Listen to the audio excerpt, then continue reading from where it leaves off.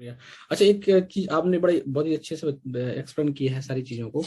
Indian context में अगर हम एक जो ये मेरा क्यूरियोसिटी है, क्योंकि डॉक्टर हैं और चीजों को देखते भी हैं आसपास, तो एक चीज बड़ी क्लियरली साफ समझ में आती है कि इंडियन कंटेक्स्ट में जो पॉपुलेशन है, सोसाइटी है, उसमें कंज्यूम क्या करना है, एक मतलब एक कंजम्पशन का जो एक क्राइटेरिया है ना, कि क्या कंज्यूम करना है, कहीं भी खड़े होकर कुछ भी खा लेना है, कुछ भी जंक फूड खाते रहना है, पूरे टाइम खाते रहना है, कुछ भी ड्रिंक करते रहना है, या जो कंजम्पशन की जो क्राइटेरिया है, इवन इवन इवन ये भी कहते हैं कि सरकार की बहुत सारी गाइडलाइंस हैं, और FSSAI भी उस पर काम करता है कि वो काफी सारे रूल्स रेगुलेशन बता, चेकिंग भी करता है कि क्या कंटेंट है क्या नहीं है।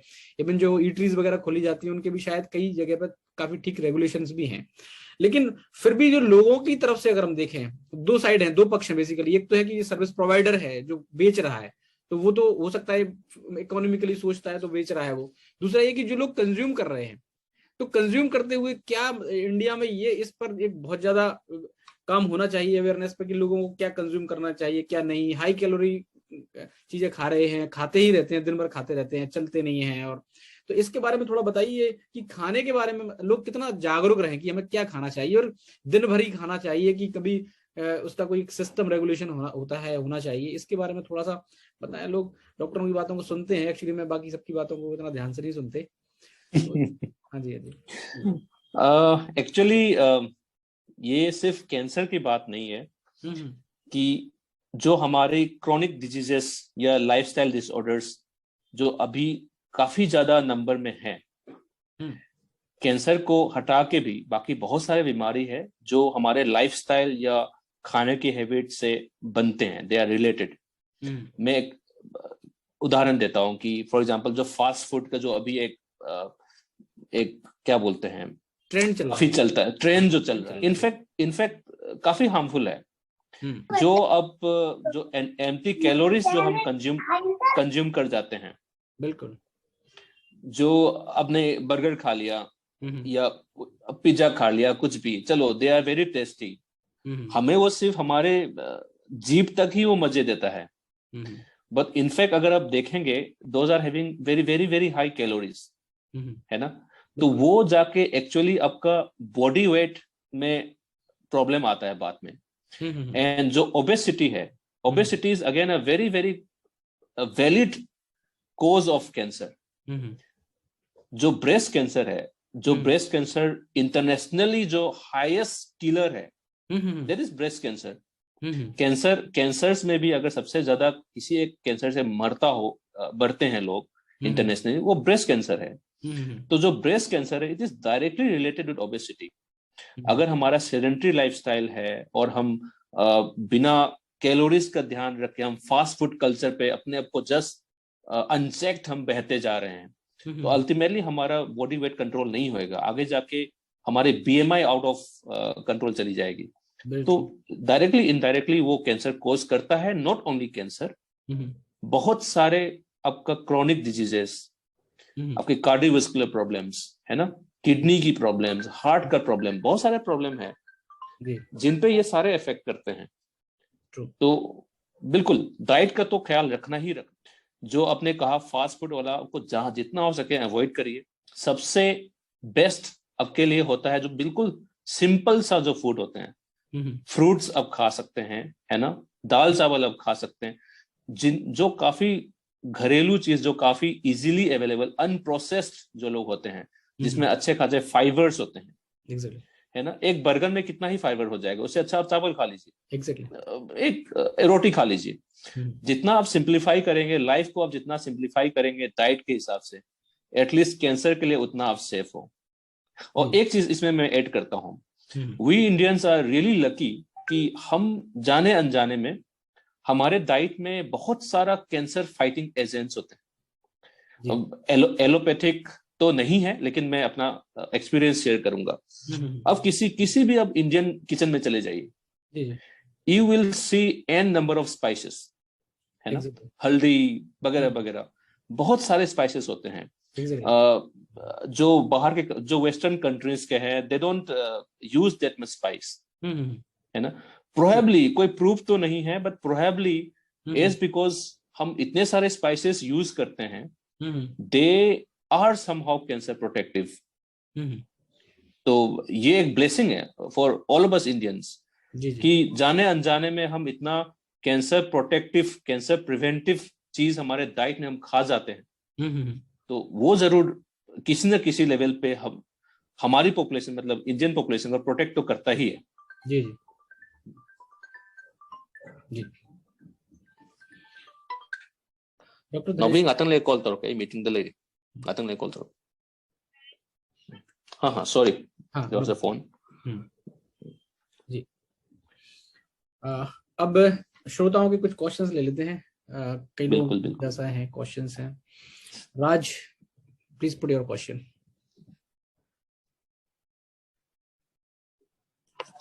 Yeah, Dr. Dhaneswar, very happy good evening, good evening.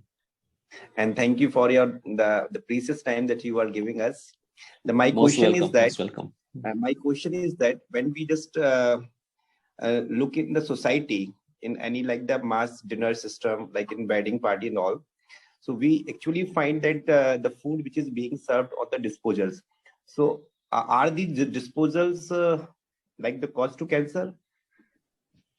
See, there are certain publications, well reputed publications, where use of plastic containers has been linked with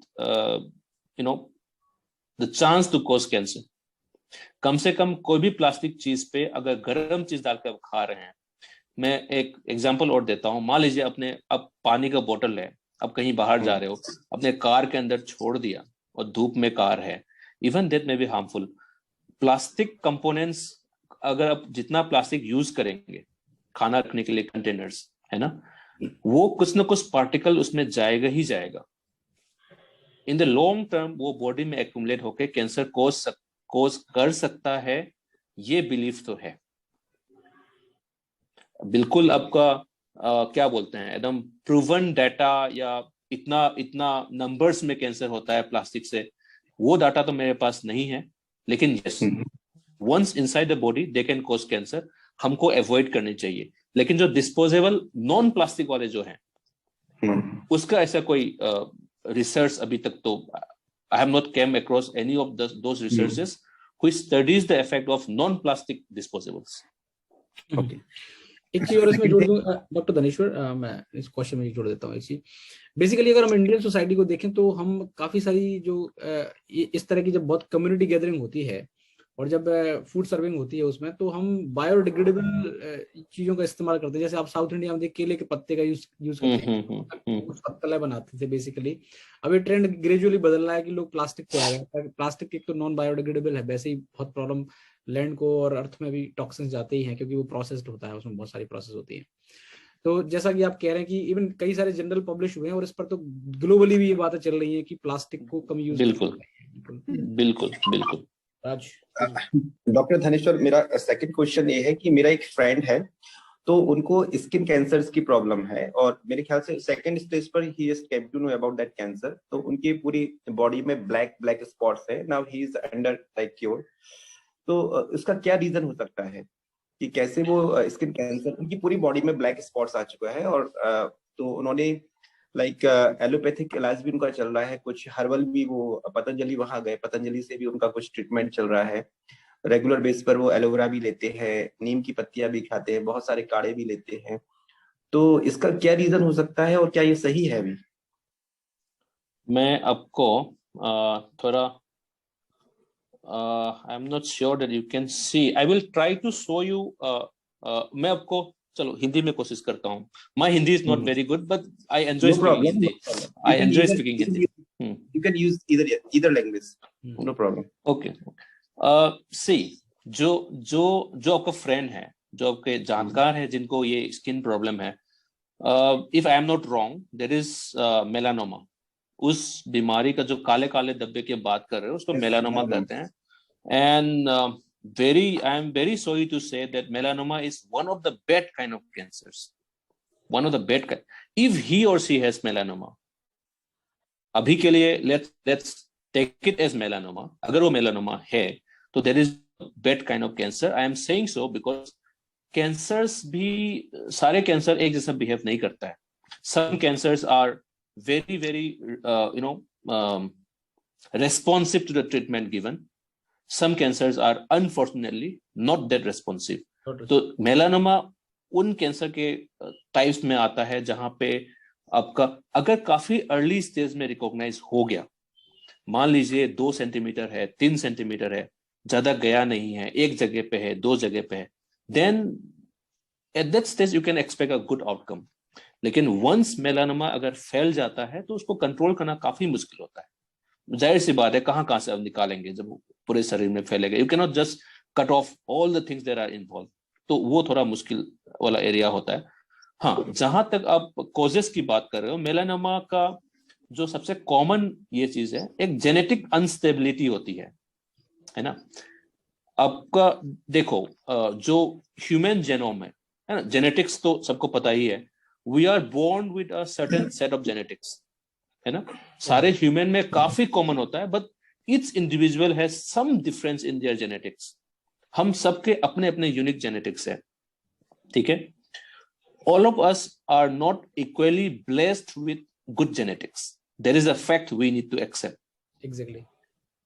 Some people have a little unstable, I would not say weak, but some people have a little unstable genetics. उन लोगों में cancer आने का chances बढ़ जाता है. Melanoma से हटके मैं एक और आपको उदाहरण देता हूं. मान लीजिए कोई एक फ्रेंड सर्कल है, 5 लोग दोस्त है, उसमें से कुछ लोग एकदम बहुत टोबैको यूज करते हैं, उसमें से एक ही को बीमारी होता है. देन या कोई एक आया कैंसर का पेशेंट मेरे पास और कहता है कि भाई मैंने तो कभी सिगरेट पिया ही नहीं, मैंने कभी तंबाकू खाया ही नहीं, मेरे पड़ोस में तो यार जब से मैं होश संभाल तुझे खा रहे हैं, उसको कुछ नहीं हुआ, मुझे कैसे हो गया cancer. This are the very very sad but practical questions that we face in the OPD. तो उसको समझाना थोड़ा मुश्किल हो जाता है, क्योंकि आदमी ये मान के चलता है कि नहीं तंबाकू खाया तभी हुआ. ऐसा नहीं है. जो भी अब कैंसर कॉजिंग एजेंट्स है, उसका एक रोल है, वो जाके आपके जेनेटिक्स को बिगाड़ता है ना. जो जेनेटिक्स पहले से अनस्टेबल होगा वो बहुत जल्दी बिगड़ सकता है. That's why some people are unfortunately born with certain unstable genetic constitution, जिन लोगों में मेलानोमा जैसा बीमारी बन सकता है ना. जेनेटिक्स है. बाकी मेलानोमा में कहते हैं कि एक्सपोजर टू सर्टेन केमिकल्स और बहुत ज्यादा यूवी रेज जो होते हैं सनलाइट में, उसमें कभी एक्सपोज हो गया तो वैसे मेनली मान के चलिए वो आपका एक जेनेटिक अनस्टेबिलिटी की प्रॉब्लम है. कॉज जो है क्यों होता है, वो जेनेटिक अनस्टेबिलिटी से होता है. देयर आर मेनी सिंड्रोम्स, बहुत सारे सिंड्रोम्स होते हैं बॉडी में, जिन सिंड्रोम्स में मेलानोमा बनने का चांसेस बढ़ जाता है. That is a fact. मेरा एक क्वेश्चन था सर, जो नाउ डेज हमारे घर में जो नॉन स्टिक यूटेंसिल्स यूज कर रहे हैं, उनसे भी कई बार वो भी एक नाउ ज्यादा मतलब कैंसर कॉजिंग एजेंट प्रोड्यूस करता है, ऐसा मैंने कहीं सुना था. हाँ, ये जो आपका सवाल है, ये काफी कॉन्फ्रेंसेस में डिस्कस हुआ है जी, कि नॉन स्टिकी जो भी कोटिंग लगाते हैं, वो जब खाना बनता है तो कुछ ना कुछ पार्टिकल तो जाएगा ही जाएगा और वो हमारे सिस्टम में जाएंगे, है ना. उससे कैंसर हो सकता है, ऐसा सजेस्टिंग एविडेंस है, लेकिन बहुत बहुत ठोस सबूत तो नहीं है. नो प्रूवन, मतलब बिल्कुल बियॉन्ड डाउट वाला प्रूफ अभी तक तो पब्लिश नहीं है. हाँ, लेकिन एक पॉसिबिलिटी है, हो सकता है करके लोग मानते हैं. जी. इवन डॉक्टर धनेश्वर, एक्चुअली में कैंसर के बारे में जो कुछ भी समझ है ग्लोबली, तो काफी कुछ काम हो रहा है, इंडिया में भी हो रहा है, क्योंकि ये R&D का विषय है बेसिकली. और ये इतना ज्यादा चीजें इन्वॉल्व है इसमें, इतने सारे कारण और कारक हैं कि जितना कुछ बाहर से आप ले रहे हैं वो भी इन्वॉल्व होता है, और जो भीतर पहले से बना है वो भी इन्वॉल्व है, मतलब जिसको हम जेनेटिक्स कह रहे हैं बेसिकली. तो कहते हैं कि यूडियोपैथिक, पता ही नहीं है, कई बार तो ऐसा होता है कि पता ही नहीं होता कि क्यों हो रहा है, क्यों हुआ है. हाँ, है बहुत सारे कैंसर का कारण अभी तक तो पता नहीं है. हाँ, तो अब ऐसे में एक बेसिक प्रश्न तो यही आता है कि जब कई बार ऐसा एक बहुत बड़ा मेमोथ कोई प्रॉब्लम है जो जिसके बारे में ज्यादा कुछ कहना ही मुश्किल है, तो कम से कम वो चीजें तो इंसानों को करनी चाहिए कि भाई सामने कुआं है और वो उसमें जाओगे तो गिर जाओगे, डूब जाओगे।